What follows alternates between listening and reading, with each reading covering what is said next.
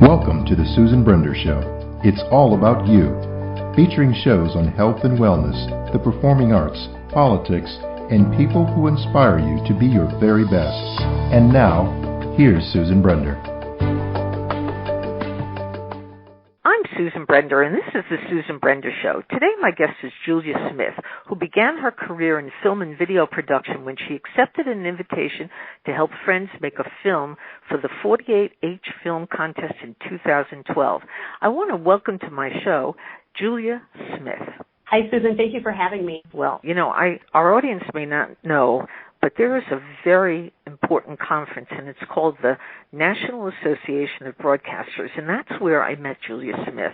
And I knew from the moment that I met her that I wanted to interview her because she has such an incredible background in video production and films and things of that nature. And so, Julia, tell me, when did you begin your career in film? Sure. So in 2012, I had some friends contact me and say, do you want to make a movie with us over the weekend? We're doing a 48-hour film contest. And I said, sure, that sounds like fun. And I've always been a big fan of the movies, and it's always something I've been interested in. And I helped them, and I met some other people, and then came on board as an assistant director for The Princess Knight, which is a puppet feature film. It's an independent film that we've been making for the past few years. And then I was able to meet John and Ryan here at Backflip, and basically I learned that all the skills I had in restaurant management and in mental health really work well as being a producer, so scheduling and managing people and getting to do something different every day. And so I basically was really burned out at my old job and decided to take a chance on something that I really, really loved, and was able to come on board here as a full-time producer, and it's just been incredible. I don't know in some ways why I waited so long to do this work. I guess I didn't think it was possible that being a producer is basically getting to do what I do. So it's been very exciting. I'm sure. Now, let's tell our audience about what it's like to be a producer. Now, when I ask you that question, what I mean is tell our audience the process that you have to do in order to make a really good film. Sure. So one of the most important things to start with, I think, is your writers is you have a group of writers who are writing good work. And when you get a good script, that's always the best place to start. And I think another thing I would tell anybody interested in going into film would be that you want a team of people you can count on. So I'm a producer, and I'm really good at what I do, but then I make sure I have a really good director of photography, a really good director, and I try to grow a team of people that I can count on to make a movie. So my recommendation, too, is you start meeting people and connecting and networking that way. So you need a team of people, and then you've got your script, and then you go through the whole process of casting and then setting up filming dates. One of the big things that's really important, I think, that people forget about is the importance of feeding your cast and crew, and that's in craft services. So sometimes trying to find donations in the community, people who are interested in getting their name out there in terms of restaurants, pizza places, that kind of thing, who are willing to donate food in order for a credit in the movie. And then once we get into production days is setting up and having a good schedule, so making sure that you're getting all the shots that you need, and getting things done in a timely manner as well. And then we can't forget about post-production. So once everything is done, we have to assemble the film with a really good editor and a film composer, and keep working through post-production if there's special effects and things like that. Right. Being a producer is a very difficult thing because the competition in that field is just incredible. Now, here you're doing something that you love, and I understand that. I mean, I love what I do, and I've also been a producer. But the thing is that when you get involved with something like film, you have so much competition. And there are so many people who want to do what you do. How do you deal with that? I think right now, that's a great question.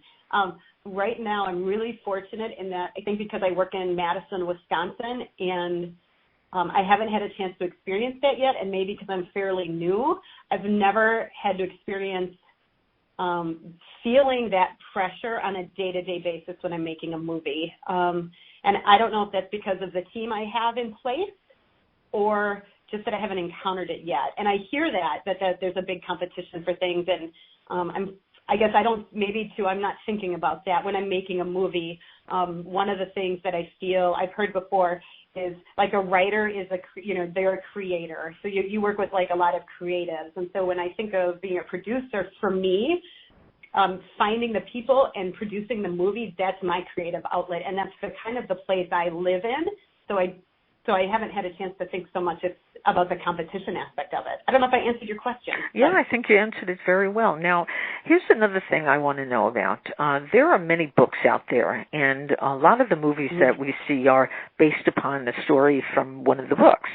Now, if you had an opportunity to choose a specific book to do a film with, would there be any book that you could tell our audience about? Sure. One of the books that I read that I've cried over when I've read it is All the Light You Cannot See by Anthony. I don't know how to say his last name. Is it Doerr? D-O-E-R-R. It's so beautiful. It's written so beautifully, and it's about a story about a boy and a girl who are surviving through World War II and have this chance meeting that changes their lives forever.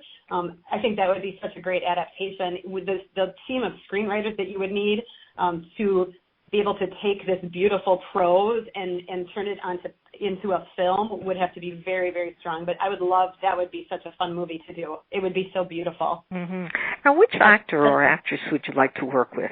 Oh, which actor? Oh, my gosh. I had a chance to work with, I love Kevin Spacey. Like, I have a crush on Kevin Spacey. So I remember him. A lot of people don't know this. He got his start on the TV show The Wise Guy back in like the 80s when he was really, really young, and he played Mel Prophet. Right. And he played this really sick sort of character.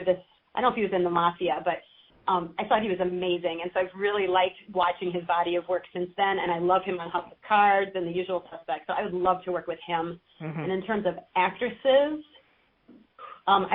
this sounds funny too, I think Olivia Munn would be a really fun actress to work with, and as well as Angelina Jolie would be another person because she has a really great range of work that she's done. Right. That's absolutely true. Now, let's talk a little bit about The Princess Knight.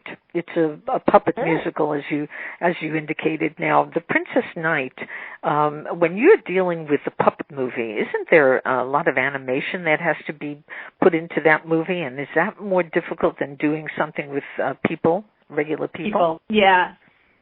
So I think when the movie, when it was decided that we would use puppets, there's sort of this idea of like, well, we don't want to work with actors, and so let's work with puppets. Plus, puppets is something that a lot of people who are helping make the movie right now love puppets. They love Jim Henson, they love the Muppets, and so I think there was that piece of it too. And then when we go to filming, what we didn't think about, and this is partially making an independent film, you just learn so much the first feature film you make. There's things you would do differently, and so when they built the first set, we thought of were on the floor. I'm like, because that's how you build a set, right? When you build a set, it starts on the floor. Sure. Well, then we get the puppeteers going with the puppets, and the puppets are walking in, and suddenly our puppeteers have to lie on the floor because there's not enough room for them to move their bodies because we realized that the sets needed to be raised. So what happened was, is that we ended up creating a whole new set of problems that we had to problem solve in order to make a movie with puppets. So getting all the sets raised is a big one, and then considering lighting and how puppets have to face each other, and you have to have your arm in the puppet. And so the joke on set would be, well, if you're puppeteering and you're comfortable, you're not doing it right, because most of the time, if you felt really, really uncomfortable, if the puppeteer did, then the puppet looked great in the camera, in the shot. So it presented a whole different set of problems that way, but we didn't have to deal with actors, and we actually had a lot of actors that make really good puppeteers, so we had a lot of actors on set helping us puppeteer the film. How do they kind of combine or embed the sound in a puppet film? Yeah. How do they do that? That's great. How they did that. So TC DeWitt, who wrote The Princess Knight, had an opportunity also to work on a puppet film, I believe in Los Angeles. And on that experience for him was they were recording the audio as they were puppeteering, and it created, it just added another layer of complication on set. So he decided to record all of the sound ahead of time. And we'd also then didn't have to deal with, like, if we were filming outside, having everything be quiet. Like, if an airplane went overhead, it didn't matter because we had already recorded the sound in the sound booth. So he had taken his experience and said, you know what, let's record this ahead of time so we have the audio, and then the puppets mouth to the pre-recorded audio. And so I would send the audio recordings out early to the puppeteers so they could memorize their lines. And we had, as much as we could, some of our actors who portrayed the characters were the puppeteers. So that would be really nice. So, for example, Jessica Mayer plays the character Lily. As much as possible on set, we'd have Jess puppeteer her own puppet. Right. Which was really great. Now, let's look at the process again. Sure. Start from the pre-production side. I want people to understand the process. I keep on saying that word because I think it's very important that everybody learns. So you start with pre-production, production, post-production. So tell our audience about what is pre-production. Yes. So pre-production is there's so many facets to it. So pre-production is doing everything you need to do so that when you start filming principal photography, it goes smoothly. So that can be starting with something called script breakdowns. So you get the script, you sit down with your director, your assistant director, starting with the two of them, maybe your director of photography, and you go through the script page by page and you highlight all the props. You highlight all the locations, you highlight all the characters, and you just start generating scene by scene a script breakdown of everything that's going to be needed to execute that scene. That might include if there's special effects shots. So we went through the entire script and broke it down into scene breakdowns. So then once we had that, I would look at our shooting schedule and create a shooting schedule saying, all right, these are the weekends we're going to film. I'd pull out the breakdown sheet for scene one, and say, all right, we need these puppets. These are the special effects shots we have to think about. These are the props we need. And this is the audio we have to record. So that's basically where you started. You have to break that script down. And so then you can send your people out to get everything they need. So we need props. This is the location we need. We need 10 puppeteers. Oh boy, how are we going to get 10 puppeteers for that? So then we start from there, and then basically the process is trying to find everybody you need, all the props you need, and then reporting back. It's like, we can't find, I tried to get a permit to film in this location. We can't do it. What's plan B? Or it's raining today. We're supposed to film outside. Is there any, what's our plan B backup for filming, which we would sometimes have if we knew the weather was bad, but we knew we had interior shots to film, then we would swap out days for that. Recording all your audio ahead of time. It was one of the first things we did for this film was get all the audio recorded with our team and get that taken care of. Wow. And then I'm trying to think, and then craft services. So then that's the next thing. It's like, all right, we have to feed people. How are we going to do that? Do we have a budget for it? And then going out and getting the food, hopefully trying to find a person who's just in charge of that. If you have a really big project you're doing, you're really going to want somebody who's dedicated solely to craft services, taking care of feeding everybody and making sure people have what they need.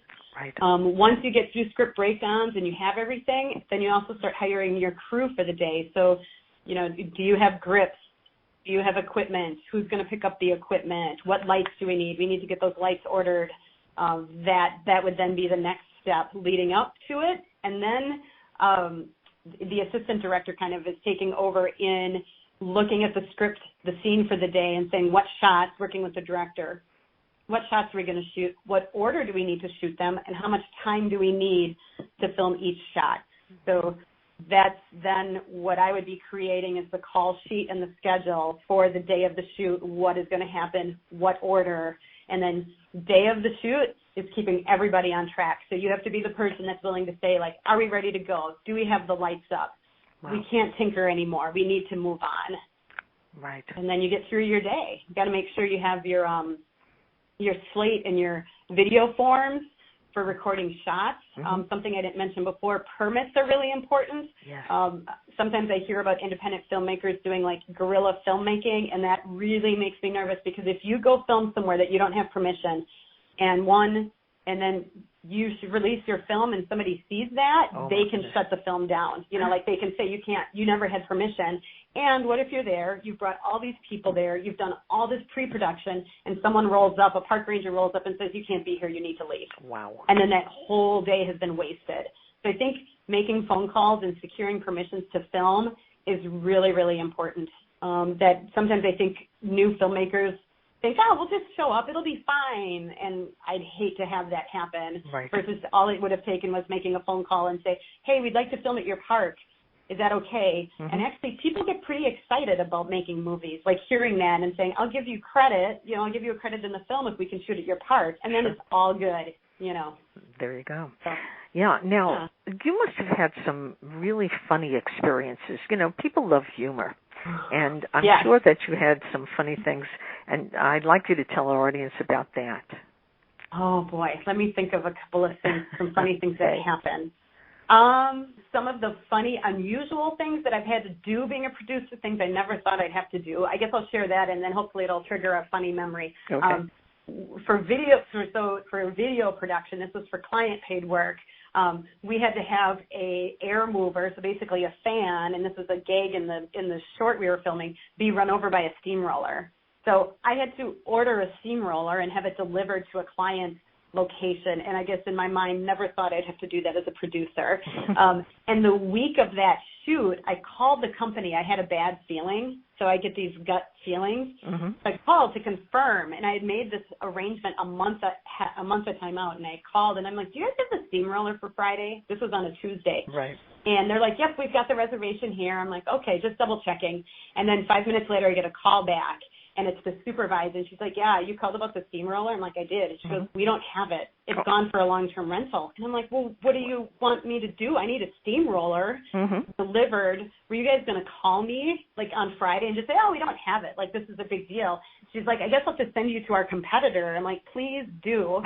On Tuesday, I call this competitor and I say, I need a steamroller for Friday. And they're like, we have one. I told them what it was for. And they're like, we'll polish it up real nice for you. It'll look really good. Mm-hmm. So I think if another thing I would say is if you have a feeling about something not working out, I would go ahead and double check and make sure that you have everything you need. Yeah, doesn't that apply to almost everything? I mean, look at this. It really does. I'm going to tell you a little story because I think that humor is a very important thing, and you have to have a sense of humor when you're working in the movie or TV industry, because if you don't, oh, my God, you wouldn't believe all the things that I had to go through. So here's a little story that I want to tell you. Many years ago, I was shooting a video, and it was in the Citibank in New York. And what they wanted us to do is they wanted us to take an apple, one of these, not a regular apple, but like a crystal apple. And they wanted it to be surrounded by smoke, and then there would be a poof, and a magic person would appear. So we set everything up, just as you said it. We had the pre-production, post-production, everybody was ready to do it. And then suddenly we set it on fire, and the alarms in the entire Citibank go off. We set the alarms off in the bank, and everybody had to leave. Can you imagine that? Oh. So, when you tell your story, I just remember that. It's many, many years ago, but oh my God, so many things can happen when you're on set. Oh my God. Yeah. But anyway. And actually, that triggered a funny story. So I do have one, and it has to do with an explosion. So this is for the same client. We need to blow up a fan. I'm like, okay. I'm like, I call a pyro guy. He's like, I've got this. He sends me a video of it. Looks really good. And I know we're filming on our client's property. They have a big space behind their building, but it's in the city limits. And I think the day of, how does this go? The day of, someone comes up to me and they're like, we have a permit for doing this, right? And I was like, no, because we're on private property. And I spoke to my pyro guy, and he said it's just best not even to alert fire department, police, because they will literally red tape you and shut you down. So it's like, he assured me, he's like, we're going to blow it up, reset real quick, blow it up a second time, and that'll be that. So the day of the shoot, we show up, and this is the first thing that happens. Our client comes up to us, and he says, I need you to know that there's a surprise insurance inspection, and we have insurance here, and they tried to cancel the shoot, and I told them they couldn't. Mm-hmm. And so we're back here doing product testing, all right, and we can't do this explosion until after the insurance guys leave. So we're like, okay, and I'm really nervous. I'm like, oh, no, this is, like, happening. Insurance is going to be standing out here. We're going to blow something up and just, like, ruin everything. So that's the first thing that happened. That was really, really funny. We see them come out and, like, inspect a water pipe and stuff, and we're standing around. We're like, how's it going? You know. Okay. So then they leave. Whew, we're clear. All right, blow it. So we get it all set up, blow up the first one. It goes great. Literally 2 minutes after the explosion, I hear the sirens start, like the police sirens, and I'm like, oh, no, they're coming, you know, and I'm like, we're just standing there listening, and I feel my heart, like, just start racing, and my mouth goes dry, and I'm like, this is it. This is my first big shoot with a client, and we're going to get shut down, and then all of a sudden they fade away. And we're like, oh, it's not us. How and then lucky are you? The other one blown up. We do the second take, gets done, huge relief, looks great, but that was something funny that happened day of that you just have no control over, like insurance showing up. Oh, can you imagine? Insurance. See, I know. It's amazing, Julia. You know, people don't understand. They think that this business of filmmaking and videos and TV and all of those shows, and in fact even radio, they think it's such a glamorous field. But what do they know? Yeah, right. Right? No, it's totally, it's not. It's the finished product is, and you know, the movie stars on the red carpet, but it's really like that is such a small part of what this, you know, of what the day-to-day work is. And I think how hard people work, we never see that. I don't think that's fully articulated to the masses. That I feel like you only really come to appreciate until you've been on the set, you know, and it's some of the small things we've done. And then I think about when they make these big blockbusters, mm-hmm. all the people working behind the scenes, and it's hard work to set up all those lights and everything that's happening in the stunt people, you know, to make, like, I think stunt people are aren't appreciated in the general public the way they really are. I think the actors really appreciate them, but they're like the unsung heroes of filmmaking. Yes. Now, how do you feel about the fact that there are actors and actresses who are earning into the big, big millions? You know, and you work really hard, and so do the people who work with you. But do you think that these major actors deserve the kind of money that they're getting?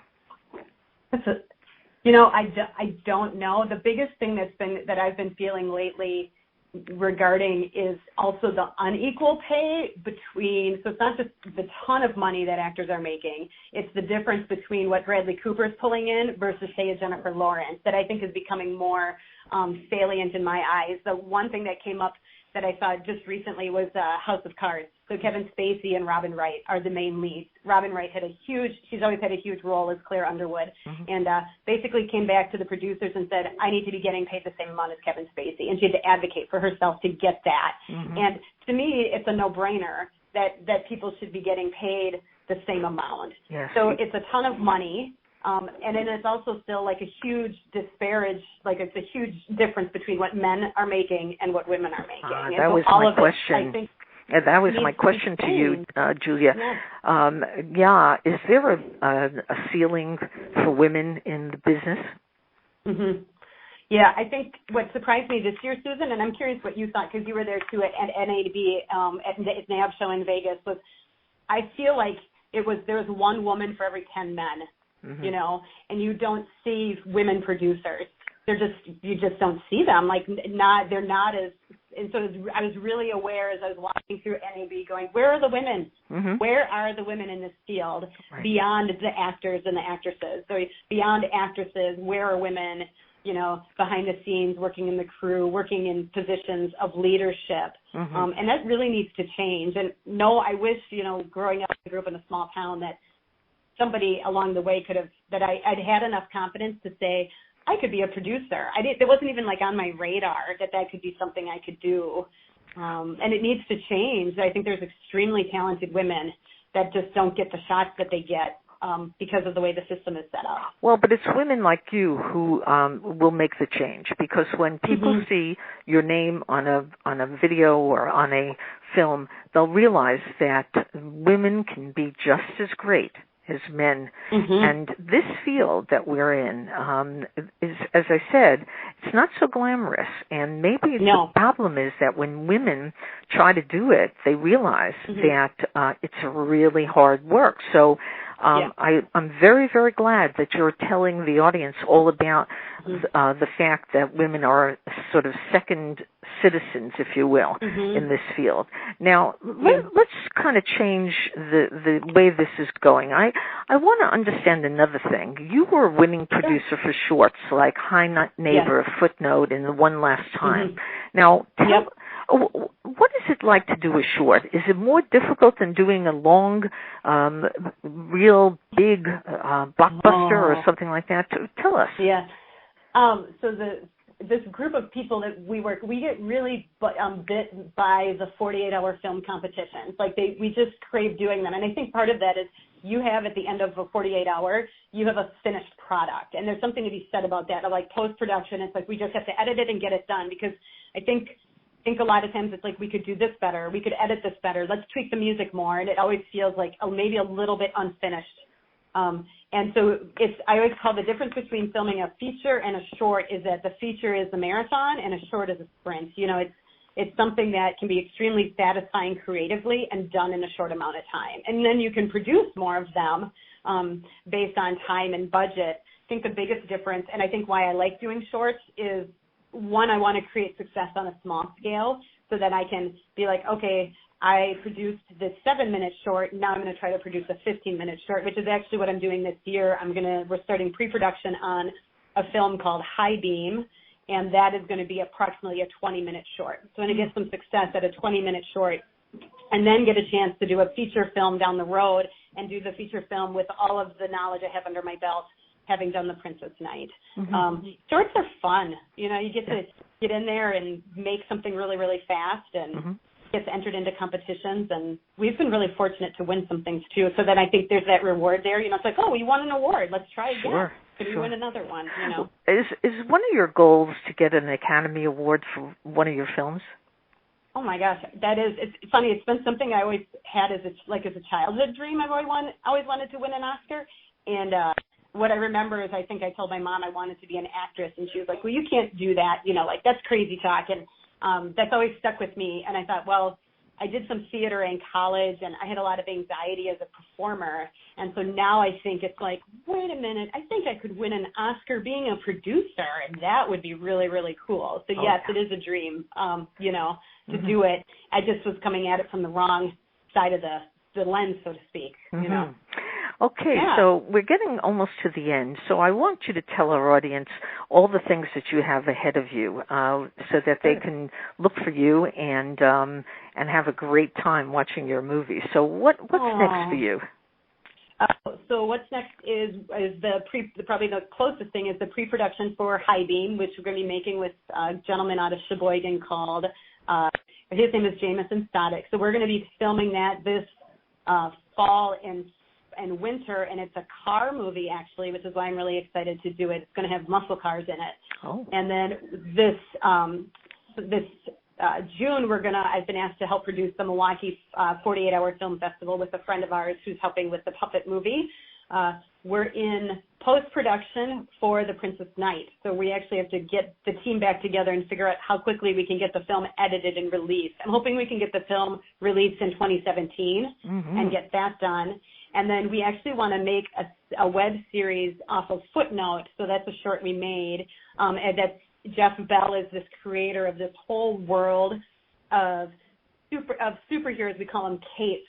Some of them have powers that they use. Some have powers that they don't use. And then there's humans. And we want to flesh that out. I feel like it's a really strong story. So we want to create some sequels to the Footnote film. And that's what I've got going on. Right. And what's as far as the industry is concerned, I noticed at NAB that virtual reality seemed to be the next thing. Yeah. Now, how does that affect you? Is there any way that you're going to be able to use that? I think there will be a way. One of my coworker here, Ryan, I think is interested in exploring that, also the 360-degree filming, which I could see becoming more useful. I don't know where virtual reality is going to fit. I'm sure someone's going to do something really creative with that in terms of using a camera and making it feel like it's, and Hardcore Henry was just released where it was like point of view of a video game. So I do feel like it's going to become, someone's going to do something really creative with it. My concern with virtual reality and the stories I like to tell is I also have this urge to create stories about real people, things that happen and stories about real people, which is where the Footnote tapes come in. I feel like some of that experience with them is kind of like, well, what if you were a person with all the flaws you had and suddenly you had this superhero power? How would that affect your life? Not like Superman, but like, and then what if your power was silly? It's like, well, I can turn lights on with my mind, but that's the only thing I can do. And sort of the humor in that. Which is what I'd like to explore in Footnote. So I'm hoping we don't go too far into, I want to keep things, I guess, real, the human connection is really important to me. So I want that to continue in the filmmaking that I do. Yeah, and are your films directed to a younger audience or to an older audience or to both? Oh, I think it's to both. I think especially, High Neighbor, my dad loved High Neighbor, and he's in his 60s, and I've shown High Neighbor to our 20-something interns here, and they thought it was great. So I do feel like our films, this one last time that we filmed last year was about two alcoholics sitting in a bar, trying to sort out their life, and that had a really powerful impact. I felt that was pushed more to an older crowd of people, but had a real impact. So I think everybody, they can enjoy those films. Right. And if people want to speak to you or to learn a little bit more about what you're doing, how do they do that? They could. I'm on Twitter at Julzie Smith, and I can send this to you. All my social media is JULZIE Smith. So Julzie Smith is a good way to reach me. They can also reach out I'm on LinkedIn and Facebook. And Instagram, actually. I do a lot of filmmaking stuff on Instagram. So that would be all ways for people to reach out. Okay. Well, my guest today has been Julia Smith, who began her career in film and video production when she was a very young person, and she went through a different kind of career and found this to be her inspiration. I want to thank you, Julia Smith, for being on the Susan Brender Show. It was a real interesting talk that we had. Thank you so much. Thank you, Susan. It was such a pleasure. I'm so glad we had a chance to meet in Vegas. I feel the same way. Thank you so much, Julia. Now, Julia, just one last thing. I always like to give my guest the last word. Is there something you want to tell our audience? This is going to maybe sound cheesy, but I would say if you are interested in being a filmmaker, I think you should try it, and you should, go out and make movies with your friends on the weekends. And I've heard that be said by a lot of other independent filmmakers, and it's really true. Get a camera, make something, and see what you think. Because when you get the bite for it, like I have this passion for it, I think you can be. It is a hard field to get into, but there's also lots of ways to use your talents behind the scenes. Set designers, post-production is huge. All of those things, but you got to go for it. And if it doesn't work out, that's okay. Life might take you in a different direction. But I don't live with a lot of regrets, very few, but sometimes I wish I had come into this career at a much younger age. But I'm grateful for it now. That's great. Again, thank you so much, Julia Smith, for being on the Susan Brender Show. Thank you, Susan. Have a great day.